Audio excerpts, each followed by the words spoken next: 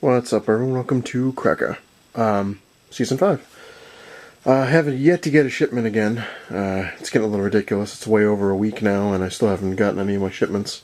Damn snow. But, this I found interesting. This is something I want to talk about. I just thought was pretty cool, I guess, or just might be completely stupid. I really don't know.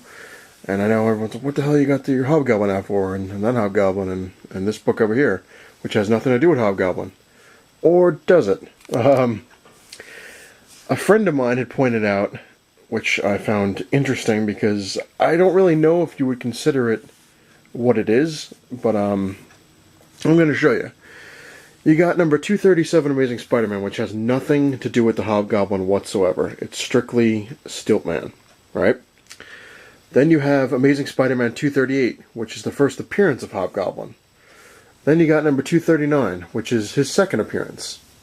Now, this is what I found interesting. When you go to 237 and you open it up, I'm trying not to ruin my copy here. Like I said, there is nothing to do about the Hobgoblin here at all. Nothing at all. Just Stiltman. Now, here's where it gets interesting. Towards the last page where it's got the spider's web, it shows the Hobgoblin in all his glory. That's the same thing as this one right here. Now, what's interesting is, like I said, you go through the rest of the book, and it's got nothing to do with him other than that one little page where they normally have at the very end of the book. Now, what's interesting, my friend had heard about this at a comic book store, because there was some argument over this issue. Supposedly the comic book store owner, like I said, I wasn't there, so I really don't know how it went. This is what I'm just going by what my friend was saying. Supposedly, the comic book store owner had a copy of this, and he had it behind his wall. Well, behind his counter on his wall. And he was selling it for almost $200. Excuse me. Well, my friend had asked him why he was selling it for so much when you can get this so cheap right now. He said because it's the first appearance of the Hobgoblin. Now, my friend, who is pretty big into comics, said that's not possible because this is the first appearance of the Hobgoblin. The store owner then told him that if you ever look at the Spawn the Malibu comics, which that's technically Spawn's first appearance, I think it's Malibu Comics number 13, and then if you look at San Diego Comic-Con, I have the book, I can't remember what the hell it is, it's the first appearance of Hellboy, even though he's kind of like, here and there. This guy claims that now this is the first appearance of the Hobgoblin. Now, what's interesting is it doesn't mention who that is. It just shows a photo. It doesn't say it's the Hobgoblin. Doesn't have any of the stuff where it says in the shadows of evil. It doesn't tell you about the tattoos or anything like the original one does. So now my question is this considered the first cameo of the Hobgoblin? I mean, because now you look at it, everyone knows who the Hobgoblin is. So you're like, oh, it's the Hobgoblin.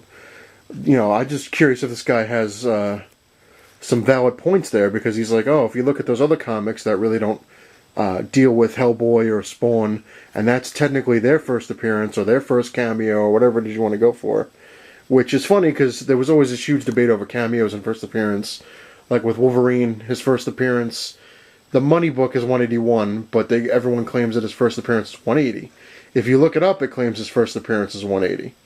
Yet the definition of a cameo is a quick glimpse of a certain character. Yet Wolverine appears on the last page. Now, in a movie, a cameo is, like I said, it's quick. It's 2 seconds.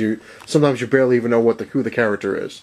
In a comic, it's a little different because you can actually have a full page of a character, and just, like I said, briefly at the end of the Incredible Hulk 180, you see Wolverine jumping and saying, "I'm Wolverine," basically. You're going to tangle with me. So, technically that's his first appearance, but a lot of people also consider that his cameo.